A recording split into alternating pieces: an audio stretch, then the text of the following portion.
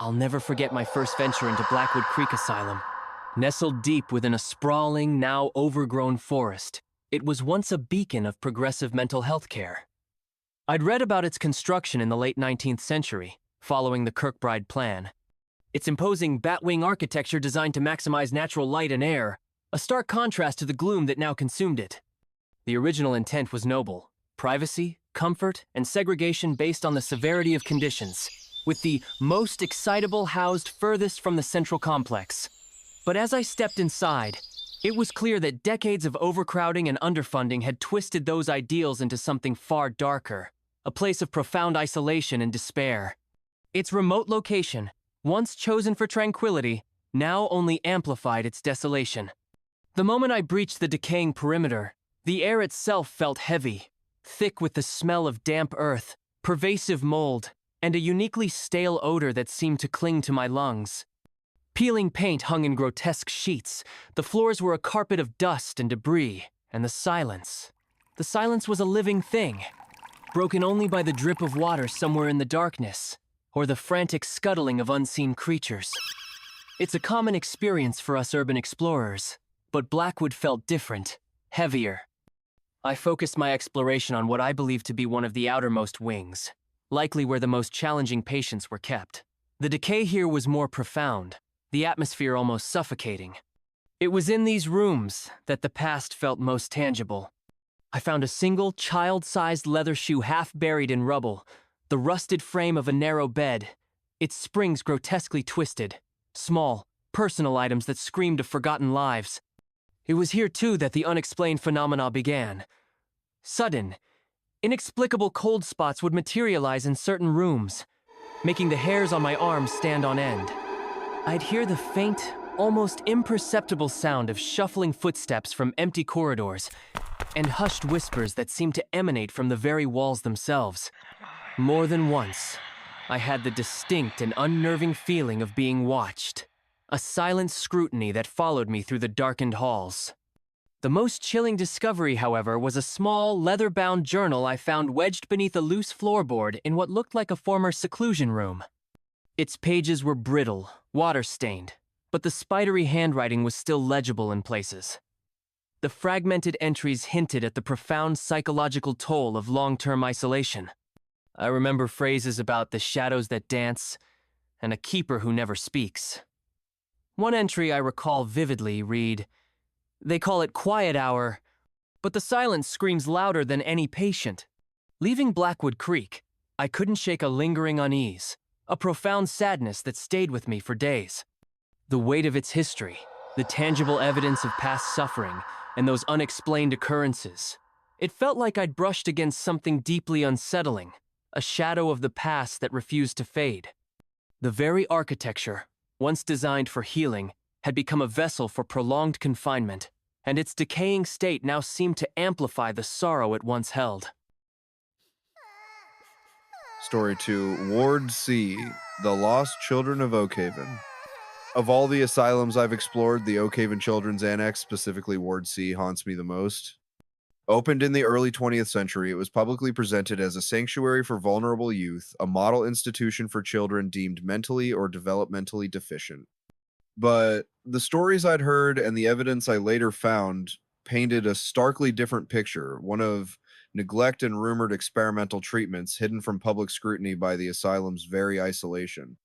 The atmosphere in Ward C was uniquely unsettling, even compared to the adult sections of other asylums I'd navigated. There's a particular horror in the juxtaposition of decaying childhood paraphernalia with the inherent somberness of such a place. I remember stepping into what must have been a playroom. Broken porcelain dolls with missing eyes stared blankly from corners, crudely handmade wooden animals lay scattered, and piles of soft toys, now matted and discolored, were heaped in overturned toy boxes. Their intended innocence felt grotesquely warped by time and neglect. But it was the artwork that truly chilled me to the bone. Scrawled on peeling wallpaper and in discarded sketchbooks were children's drawings.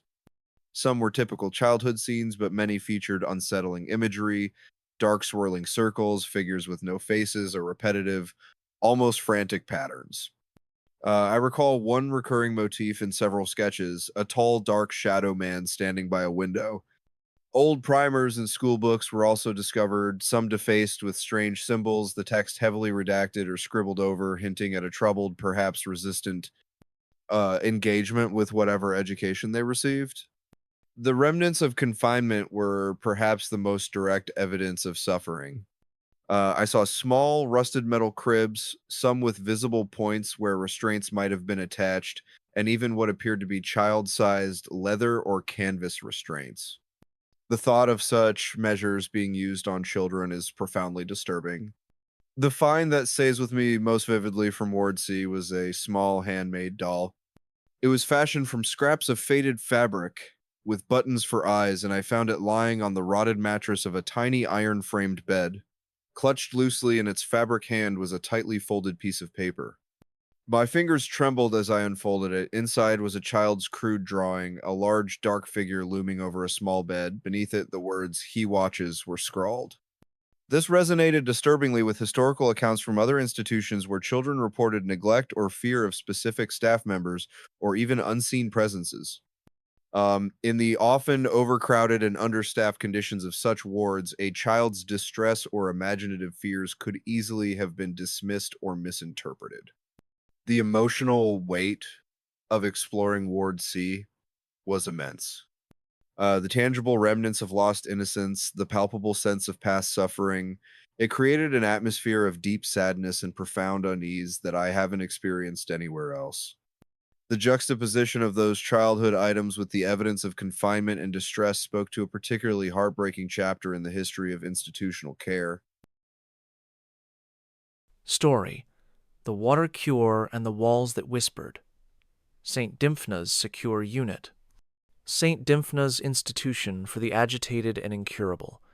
Even the name sends a shiver down my spine.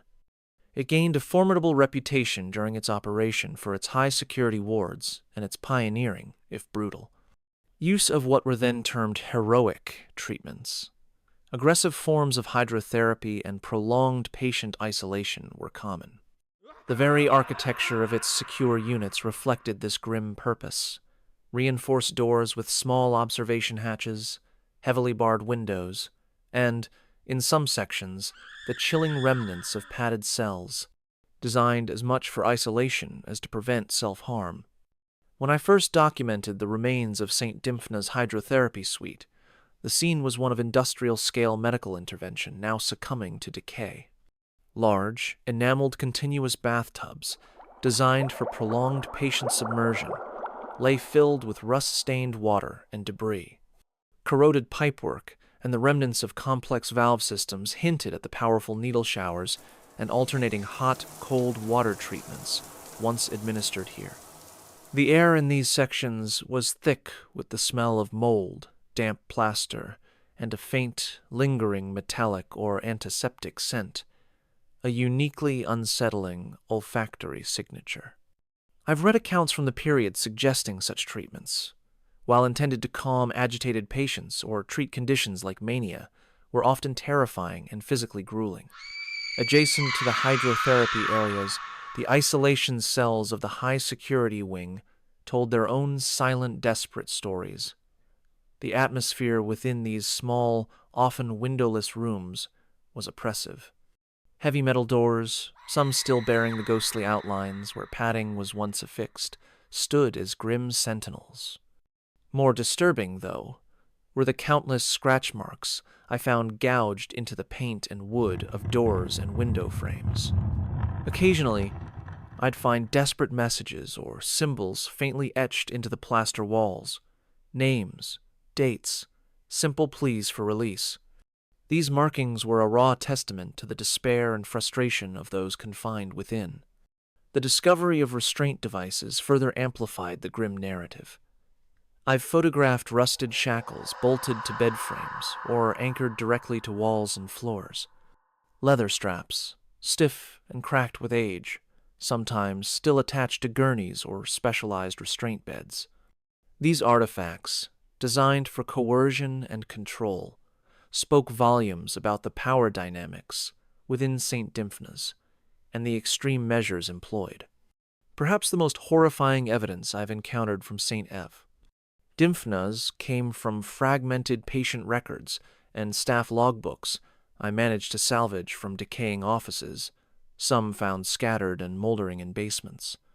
These documents, though often damaged, contained chillingly detached descriptions of hydrotherapy sessions lasting hours, even days, and the subsequent mental and physical state of patients. Some entries detailed patients' profound fear and resistance to the water cure, often met with increased restraint or forced compliance. Juxtaposing these historical accounts with the physical remnants of the hydrotherapy suites and isolation cells created a deeply disturbing picture of the suffering endured within those walls. The psychological impact of confronting such direct evidence of past pain and institutional power is something that stays with you, a heavy sense of the human cost of these now abandoned methods of care.